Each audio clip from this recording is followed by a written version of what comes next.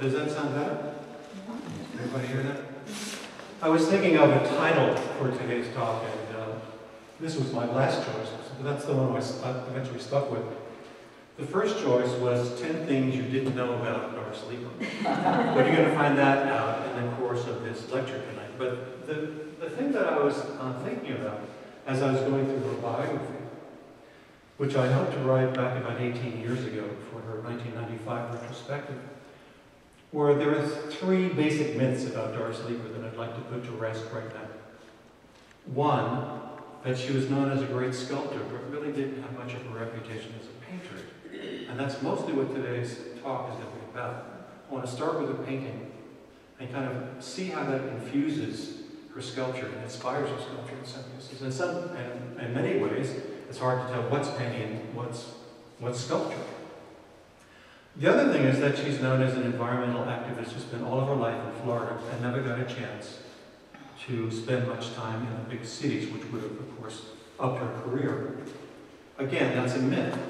Even though she was down here in Florida, she had her first New York gallery shows in New York in the 1960s. And she continued to have contacts all over the United States. And eventually, by the 1990s, when she helped to found the Consortium of Artist Communities, she had links all over the world. And the third myth, which is the one that most of us have heard out of her own mouth so many times that, we start getting sick of it.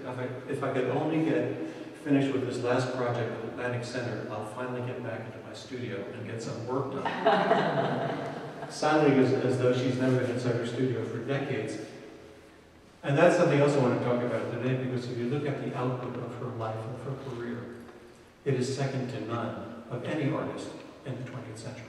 Her work in just about every field you can imagine, from large-scale sculpture commissions for corporations, museums, large-scale works for private individuals, exhibitions, both solo and group shows, and of course just the incredible variety of the work, the different series that she's responsible for. These things, I spent the last two weeks looking at all of these works, and I'm impressed.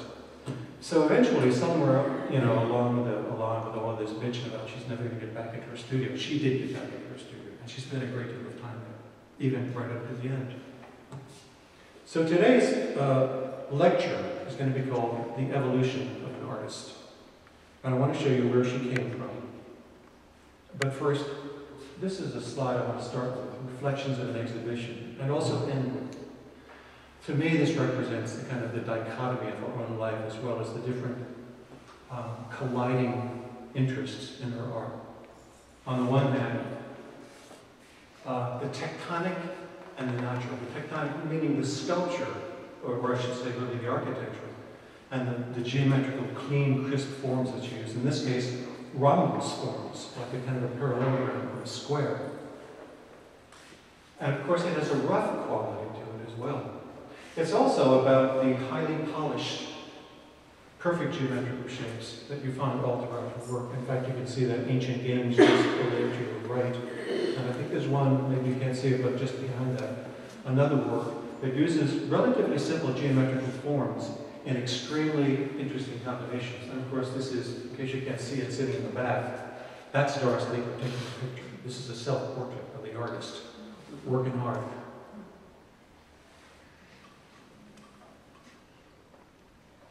This painting is in the show, and it's one that I hadn't seen before. Although I guess I did see it in a retrospective a long time ago, in 1995. In 1950, when she was still at Duke University, she painted Yellow Boats, which was a prize winner. I wanted to just mention this guy, Charles Sibley.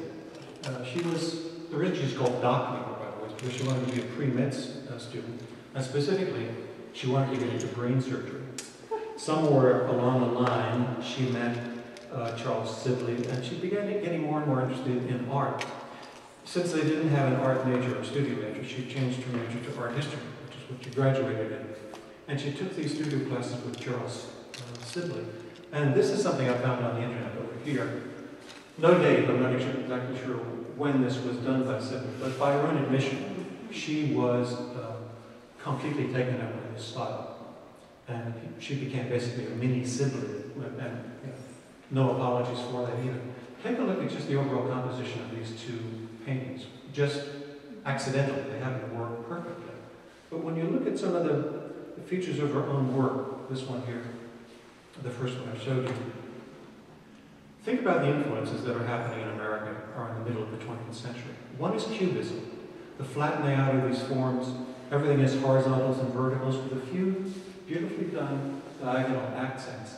The boats are kind of tilted upwards, so it's not really perspective in the sense of seeing them as though they're going toward a vanishing point. Everything is pushed up toward the surface the way that the Cubists did. So Cubism is part of it. It's also a kind of impressionistic quality.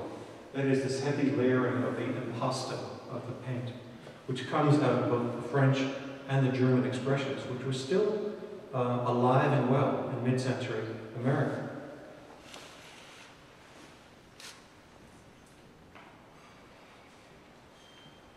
So that in 1952, she made a summer trip to Europe with a Frenchman Duke, Margaret Kennedy, and Lord Duncan, and an artist friend, Elsie Shaw.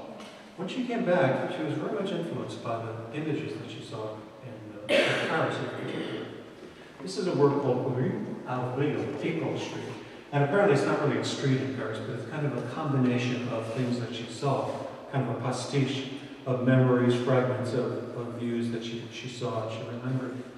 And here again, we're looking toward the Cubist presence, which of course was invented by Grock and Picasso way back in 1911, 1912. But still in America, people are kind of conforming to this tradition.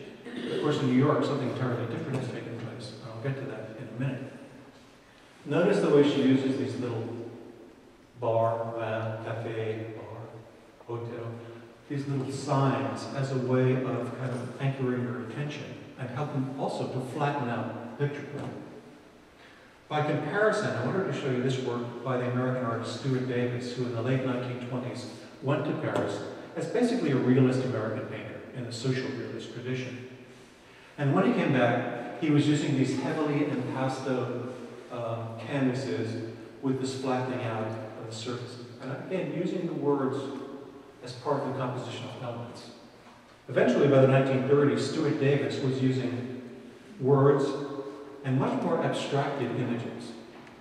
So that we have this is supposed to be sort of inside and outside, looking at the double view of the house and the street. And it really is kind of structured along the lines of the way that space is broken up in an abstract form. Some recognizable elements, but very, very different from this one, which is really kind of like a snapshot. Another artist that I think of when I look at the early work of Doris Leeper, Charles Dinworth, who was one of the Precisionists, who around the same time was using Cubism in a way that he thought could be applied to the American experience. And of course he has these kind of rays of light, but basically he sees the signage of America all over the place. And it's not things exotic, it's not hotels and bars and cafes as we have in Europe, but rather the feed stores and even the grain silos of America, which he tried to make more monumental. And speaking of monumental, here's Olive Windows, which is the signature piece, I think, of the period from the 1950s, right behind you. So that gives you a sense of the scale. Olive Windows was in the Atlanta Art Association galleries, and it was really one of the great the images that she painted. It was among 74 works selected for the show, which included such people as Sid Solomon, Roy Craven, Lamar Dodd, who was a very, very famous, maybe the most famous Southern artist from Georgia in the 1950s, and Ida Coleman. All of these people were good company for Doris Leeper to be. Olive Windows is actually based upon the St. Louis cathedrals in New Orleans. But you can see that she's kind of abstracted elements from it, and again, it has that flattened out Cubist vocabulary. And I wanted to compare that to this work by Charles Dinworth, which is probably his most famous work, My Egypt, 1927. Again, it's a kind of a very mundane subject matter. It is just what you'd see by the side of the road out in the rural landscape of America. But he invests it with the kind of the nobility and the monumentality of what, the pyramids? What exactly does he mean by Egypt? Something like that, something that's enduring, and like the pyramids of Egypt, they're going to last a long time. And then this comes in. How many of you have ever seen this painting. This was in the 1995 retrospective, and as part of a group of images that she did, really quite a few of them, in fact. Not many of them have survived, but this is something that she was working on in the 1960s, in a way kind of catching up with what was going on in the rest of the world, by which I mean what was happening in New York and Paris by the 1950s and 60s. Abstract expressionism. I came across, when I was looking for some imagery for the show, a great catalog, which I hope I brought with me.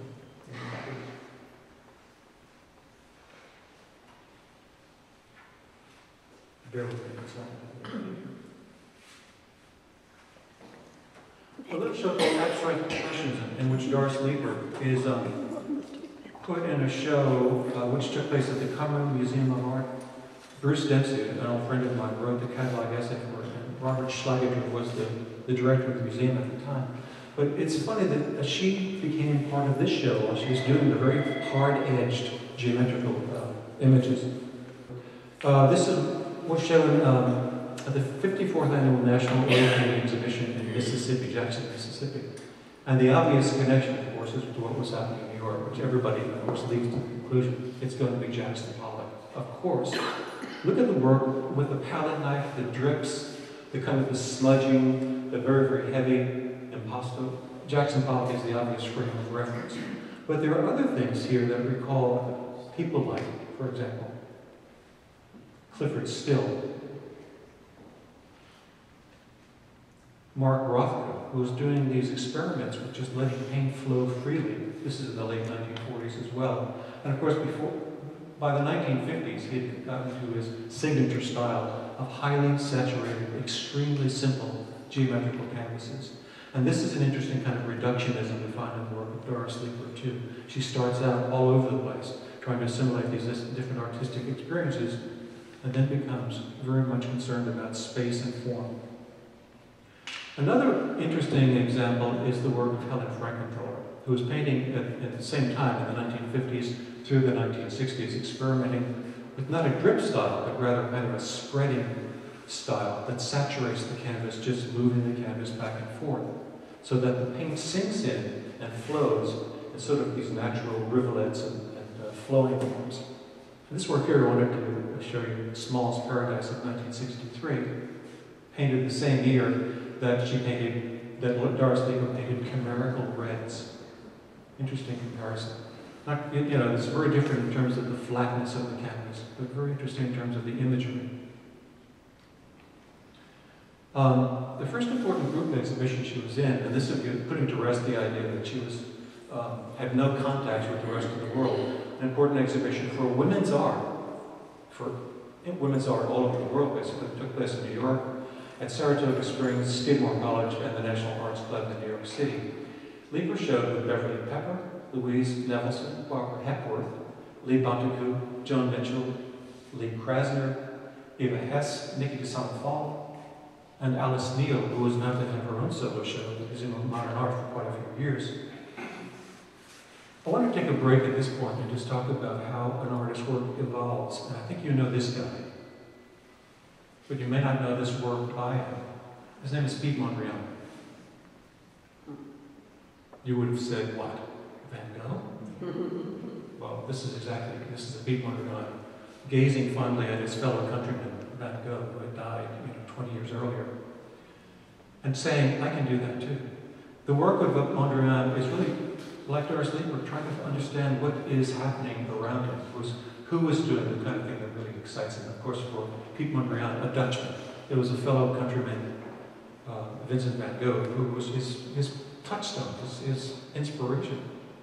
Well, in 1911, of course, Picasso and Braque had other ideas as to what was important in art. And you can see Mondrian's work beginning to form into different shapes.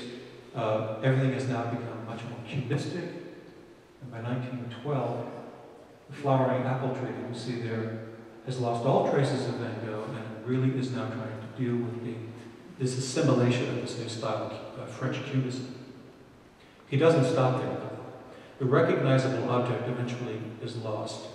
And the next step in Piet Mondrian's development or evolution is what's called the plus and minus works. in which he takes those cubist forms and then simplifies them down to the most dramatic plus and minus, that is horizontal and vertical. How much simpler could you get? And you probably know what the next technique of that is. This is what we're thinking of when we see Mondrian. Again, it takes us a minute to remember that this was for Mondrian reality. He's no longer concerned with the accidental aspects of what he sees with his eyes. He wants to give us a sense of what he knows to be true. Spatial relationships formed through horizontal and vertical parts of space. And you can say black and white stand for good and evil, or lightness and darkness. Horizontal and vertical, female and male.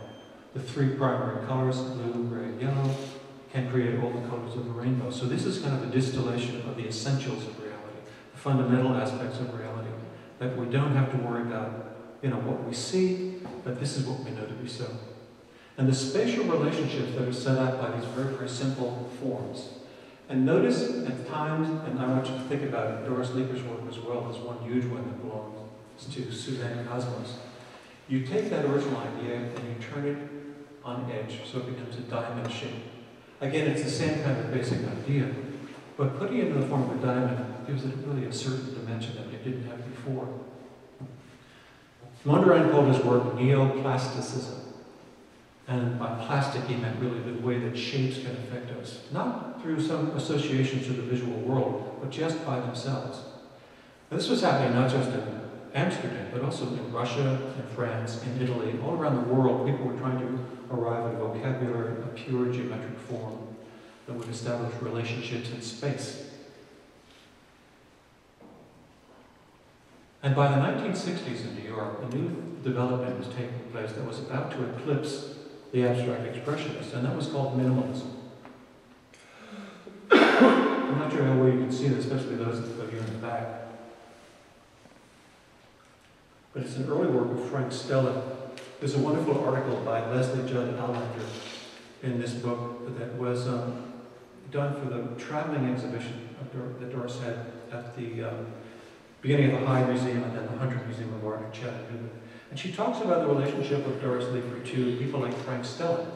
Frank Stella, when he was first interviewed about his work, and I'll show you one example, one more example. It's not a very good slide, but this is one of his metallic paint series, in which these chevron shapes become the basic modules in different colors for a shaped canvas that is fairly complex. But you can see that it's really based on a series of V's. He said, what you see, in my work, what you see is what you see. There are no illusions, there are no associations.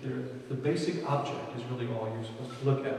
And that object is both the literal shape as well as the depicted shape. In other words, the depicted shape, which is a series of V's, is also the literal shape. It is a series of notched forms that shape this canvas.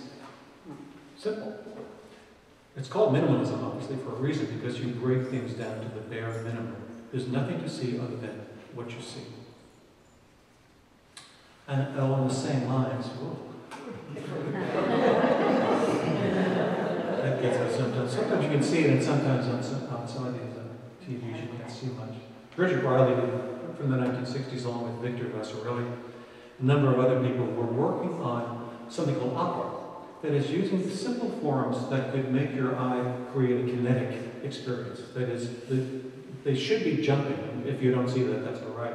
But the actual work itself creates some kind of a retinal fatigue that really gets your eyes kind of moving. So it's not really kinetic.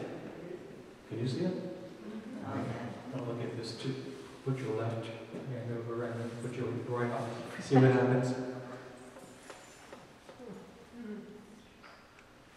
So this opera experience is also part of what Doris is assimilating, and here she is, with a wonderful series. I don't think there's any of this series in the show, called Diamond Parallelogram. And Diamond Parallelogram, you can see that these are diamonds, obviously. I hope I'm not smudging the screen. But it's also a parallelogram. This is the two parallel lines, and here are the other parallel lines. And it's an amazing piece because, as you can see, it works with the imagery of space. Space that seems to be coming out and coming back in. It's a flat form, it's a flat surface. But the space really is interesting in terms of the way that it seems to expand using these fairly simple geometrical forms, the diamond, the parallelogram, and then various triangles, slim triangles, that give you a sense of pulsing, that give you that op effect. This was one of her most important early series. And this was followed by the split square series, which we see over here on the left-hand side of the gallery. A couple of pieces, one is 34, I think maybe one is 32. With the diamond parallelogram series and the split square series, she's beginning to use spray paint.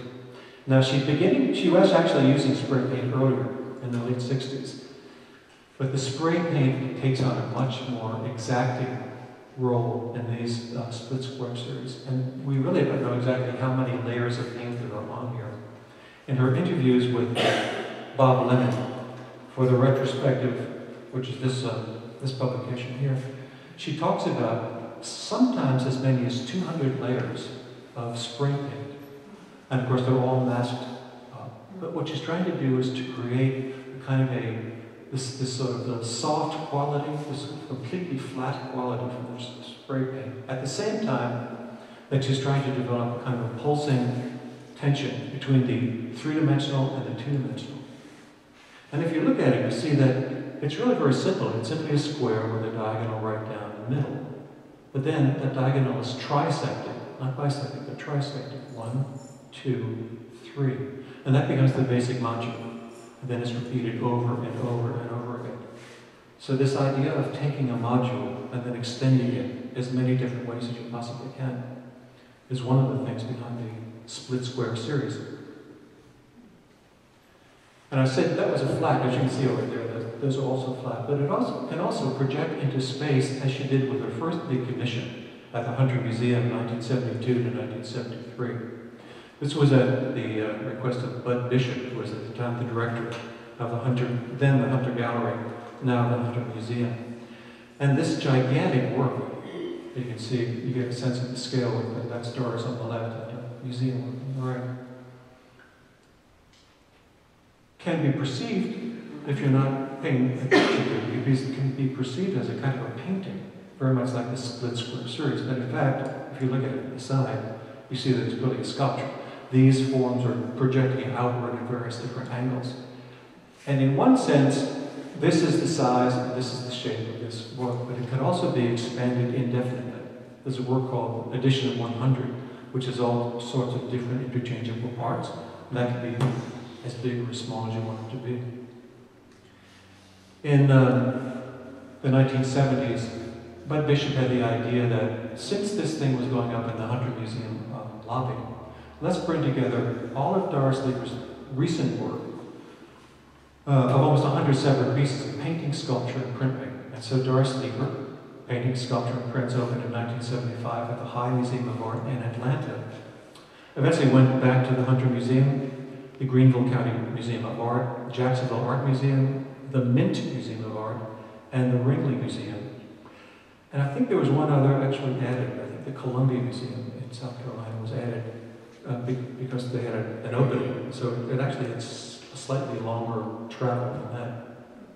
The main thing that were exhibited at this show, this big, I guess her first retrospective 20 years before this one here, were the so-called multiple images. This is multiple images number 12, and the Suzanne Cosmos that you see right back there, which I hope you have a chance to take a look at again, is I think 32. Something like that. I wanted to spend just a few minutes looking at the multiple images because this really is how she begins to work on this spray painting with a tremendous level of sophistication, both with the geometrical shapes and this idea of using color to create effects. Now, multiple images in 12 is fairly straightforward. You see mostly straight lines cutting across the diagonal, and then straight lines that are connecting to the diagonal. Different thickness and thinness of the overlays of paint. But also, this is number 20, multiple images number 20, you begin to see a little bit more interesting. This is not a straight line anymore here. These angles are following their own sense of order, their own sense of direction, with the center parts getting higher in terms of saturated color and also lighter. so that there appears to be a figure-ground relationship. Basically what it means is the foreground is coming out and the background is going back. The background, which has become more desaturated, much less intense, sort of fades into the background. So these colors are coming toward us. Something else that's happening, and I wanted to show you this piece here. This is multiple images, number 25. It's hung like a typical painting would be hung, like this. Except that, like the Suzanne Cosmos piece back there, it could also be hung like this. It could also be hung like this. So just to go back, this actually the same painting each time. But what happens is our perception of it changes as it becomes a diamond form along a vertical axis or a diamond form along a horizontal axis. Now let me show you two last ones from the multiple image series just to give you an idea of how that basic framework will work. I'm not saying this is exactly the same image as the one that follows. And it's certainly not the same as that one. But you can see each one takes its idea from the next one. This is 26. This is 27. And that one back there is 32. But it's sort of like each increment, each separate work in the series takes an idea a step further. For example, this one here still continues this idea of the highly saturated colors and light colors coming to the center, and everything else sort of fading back to cooler colors or less saturated colors. This one here does the opposite. The dark area is at the very center, so it forms a kind of an indentation. It's really hard to see that as foreground when all those lighter colors are coming toward you in the corners. This idea of using colors to recede and advance is a pretty old one. And I wanted to show you a couple of works of things. I'm sure you know the work of Joseph Albers, who ironically taught at Black Mountain College in North Carolina during the 1950s. His most famous student was Robert Rauschenberg.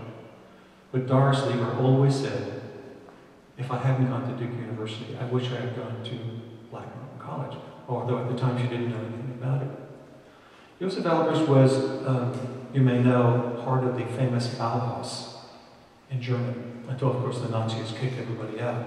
All the members of the Bauhaus came to America, where they taught at schools, mostly Yale University, Harvard University, throughout Illinois, and Joseph Albers went to North Carolina.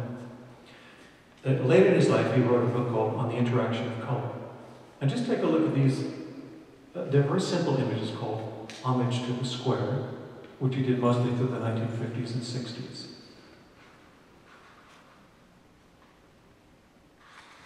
That's three of them. And I wanted to show you Albers because this has a kind of a bearing on what it is that Doris Leeper has been working on. How do you create, with the three things that color gives you, how do you create a new experience? Color has hue, that is the actual name of the color, red, yellow, whatever it happens to be. It has value, that is relative lightness or darkness. For example, this white is relatively light. This yellow is relatively light. They have almost exactly the same value. But the third thing, which is intensity or saturation or chroma, this is a highly saturated color here. These are mostly grayed out, that is desaturated colors. And this is really kind of more like a light gray than a white. So you have that advancing quality from the yellow, even though they're exactly the same value. Same is true here. Look at these two colors, very, very different colors. But you'd see they're also different in value. The value of this, though, is close to this. The value of this is very different. These two values correspond. And so on and so on. What Doris was doing was taking a cue from Albers and showing how the colors can advance and recede and float. Create this tension, basically, of three-dimensionality. Speaking of tension, I wanted to show some fairly simple sculpture. Here's a fairly simple work of sculpture from the mid-70s. Slightly more complicated work of sculpture from the 1970s. Or is it? Take a look at that one more time. What's it made up of? A couple of L forms, basically, with kind of an angled end. Sorry, wrong direction. Now we've got three of them. Now this is a sort of a classic closed form. This is a classic open form. But the fact is, it's basically two, and then three modules put together. And this is really one of the most sophisticated things of her late sculpture that I think you really have to concentrate on, especially something like ancient games. You don't think of that as 6 triangular shapes of wood. You think of it as a very complicated form in a state of imbalance. This work, by the way, and there are many, many like this, the so-called sculptural shapes, grew out of the spray painting, very fine spray painting of the sculpture on this craft paper that she just laid out on the floor. And basically she got interested in the idea of overlaying images on top of something else, so overlaying another image as she spray painted one and then she spray painted another. And these accidental, this is not an accidental one, but the accidental combination of forms and spray painted and partially wiped out by subsequent paintings created these effects that really became something that she was striving for. Now, this is not exactly the same shape as these, but it's a similar one. You can see it's kind of a double bend piece that she's working on. But this becomes the inspiration sculpture back into painting. She also received a commission in 1982 for when the London Symphony Orchestra came to Daytona Beach. She created this, that's not a very good slide, but we have one on the wall somewhere over there. It's the last one on that wall there, if you can see that. She was on press, that is, she was up there looking at the proofs as they're coming off. This is the old CMYK process, cyan, magenta, yellow, and black, the 4-color process. And she was rejecting some, keeping others. Some of them would be only 1 or 2 colors on it. And she would keep them and she would use them because it was pretty good paper. She didn't want to throw them away. But if the image was not right, they were cast away. And instead they showed up as things like this. I'm not sure if you can see the original X or whatever part of it was still on the poster, but this became part of her nail series, the dark nails. Many, many other things that she would put down on top of these and create spectacular effects. Nick gave me a couple of DVDs with images from Doris Leeper's work. In the 1980s, she took these LSO posters and created the most incredible range of images you would never have known. It came from this. But in fact, they all did. Back to minimalism. When Frank Stella first burst upon the scene, the most controversial artist in the group of so-called minimalist sculptors was this guy, Judd, who was also something of an apologist, a spokesman for the group. This idea of serialism, that is one thing after another, with very, very little variation, or in some cases none, except the exact spatial relationships and the number of pieces. This was the kind of thing that he became famous for. And some of the works are so anonymous, you think, why do them? Which I'm sure Doris Leeper would have asked as well, because she created such wonderful effects. This is a British artist, Tony Smith, part of the same group, in which he takes a basic form, twists and turns it in space.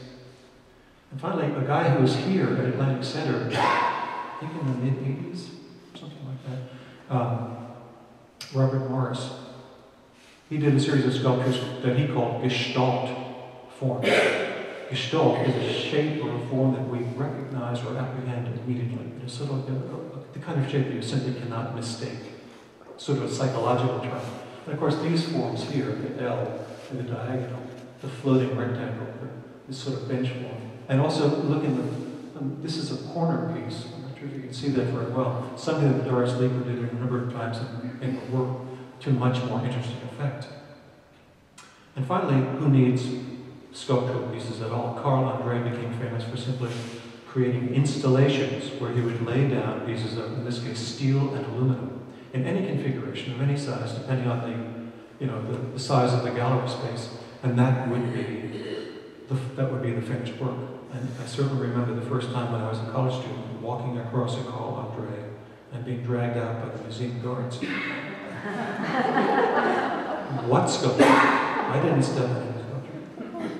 All right, take that idea. Take the idea of simply using these independent, interchangeable modules and see what Doris Leeper does with them. Now, over in the back, exactly in the middle there, you can see her interlocking triangles. Triangles are a very simple form. But then you do something like this, on a scale that, if you've ever been to the news journal News Journal Corporation building in Daytona Beach. That's really pretty exciting. You see the way that it shapes the space, invites you to perambulate around the work, brings you in, and then sends you over in a different direction. To me, this is really the kind of work that she excelled in. And, you know, I'm not sure if that's the biggest work, probably the Orlando Airport steel quilt was one of the biggest things she ever did. And of course, there again, the module is what's all important, but the module is not just, you know, a flat piece. It has a really tremendous amount of light gathering and reflective and refractive qualities that what you see is not always what you see.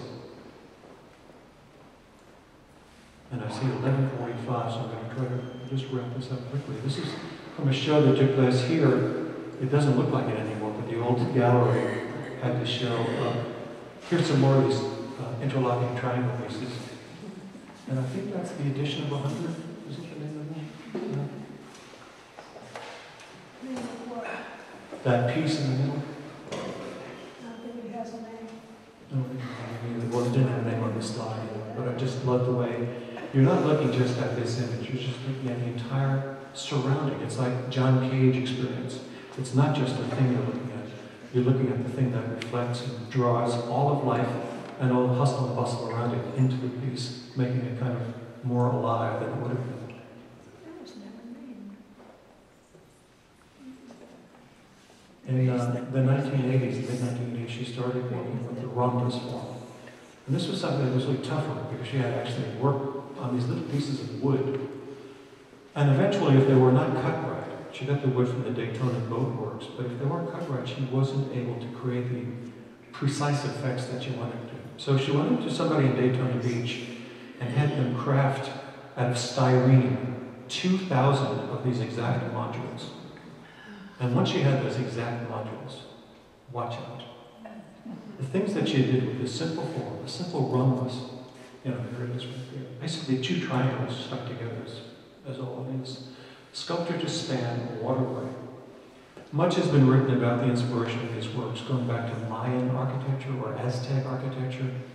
To me, I think they fit perfectly within the vocabulary of American modernism, but not minimalism. This is kind of a maximal minimalism, starting with a basic form, repeated until it becomes something you can't believe started out as a basic form. Look at this one here, which seems to be almost like a waterfall of cascading shapes. And it doesn't really, you don't refer back to that building block. It's like Legos that you create, you know, a Michelangelo. And one of the ones that Bob Lemon talks about in the 1995 retrospective study for a memorial, which would have been vast in scale, standing over a reflective pool so that you have the sense of the underside that you can meditate or cogitate on as you see the upward side. Now these are still rhomboids, but as Doris said about the work herself, it's really not the rhombus that you experience. What you experience is the complex series of shapes, forms, and shadows which look like something else. And again, this is one of those things that's left to the individual to interpret. Are they tears? Is it sort of a sense of sadness, of downcast quality? Whatever. There is one work that is built out of the original wooden blocks on a vast scale with a big sphere by Dan Gunderson. I believe it was Jerry Appleby of New Smyrna Beach who helped schlep these big pieces of wood back and forth from the Daytona Boat Works. And then there was assembled here outside of Rollins College in 1986. Well, I was there for the show anyway, but the work dates from 86. This is one of those pieces that started out as a little tiny, you know, maquette in the studio. One of the few that really became a full-size piece in the actual meeting that it was intended for. This idea of ancient games. Now, just think for a moment of the modules from which this is made. Triangle, triangle. Two more. Two more.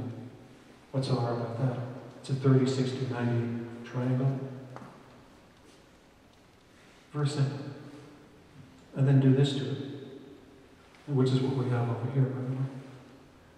And it goes from being what Doris called a caged form into a kind of a sliding form, kind of a cascading. There's a sense of kinetic energy that didn't have before. So just one tiny little change, the way that it's presented within a gallery setting, can change the emotional feeling of the work. And I've never seen these before, so I'm hoping I have these in the right order. But I think this is the first one here. Old and New, Natural and Built 7. And these two are called Fragments and Elegies 4 and 5, which are so beautiful.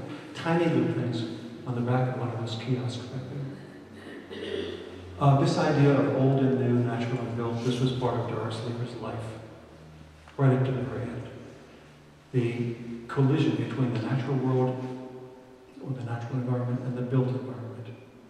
How do you rectify, how do you reconcile the forces of man's relentless search to create things, and the fact that the natural world always exists in a perfect state of order of its own making. This has a tiny little eggshell in the center of this little collage. It's only about 6 or 8 inches. And as the story goes, as I heard it, when she had finished the work, she noticed that the eggshell was broken, and she couldn't figure out how that happened. She noticed there was a tiny little lizard running around inside there. So it really was old and new, natural and built, literally, in that piece. But take a look at this one here. I love this piece, which has an actual little, like an oval gem, as well as the photograph against the background of kind of a potato bag. Very, very simple work, but it shows you this idea of the actual piece, the actual inspiration for the larger representation, reflecting and refracting the world back. And of course, this is what we started with. We started with this image of Doris Leeper in this Reflections of an exhibition. The artist, the portrait of the artist, really, as caught between the natural world and the built environment. And I wanted to show you just one last slide. I know this is kind of way out of left field, but I'm an art historian, I can't help it. And then in the 16th century, Francesco Mazzola, who was called Parmigianino, because he came from the city of Parma, went to a woodworker and handcrafted this beautifully domed piece of wood, which he, of course, made into a painting called Soll-Portrait in a Convex mirror, 1524. Very strange little work. I'm not sure if maybe you've seen this work, but one of our master artists named John Ashbery has written a very, very long poem called Self-Portrait in a Convex Mirror, in which he meditates upon the idea of the self-portrait, which both discloses and holds back. It presumes to offer you a glimpse into the soul of the artist, and at the same time is only giving us an artifice. It's not always disclosing everything. It doesn't reveal everything we need to know. And this is a work from what's called the Mannerist period. So the artist himself was a very weird guy on top of that. It's really showing us an extraordinarily weird view of himself in a world that was completely refracted and distorted beyond any reasonable order or logic. In Doris Leeper's world, though, I think she established a perfect balance between her life as an artist, someone who creates in a built environment, and someone who digs in and says, up to here and no more when it comes to the natural environment. So this is not just an evolution of an artist, but it's also an evolution of a human being. And I think on both counts, when you look at her work at the National Seashore, or more impressive, I think, even here at ACA, as well as the works that surround you, she has succeeded in both worlds. And that, my friends, is that.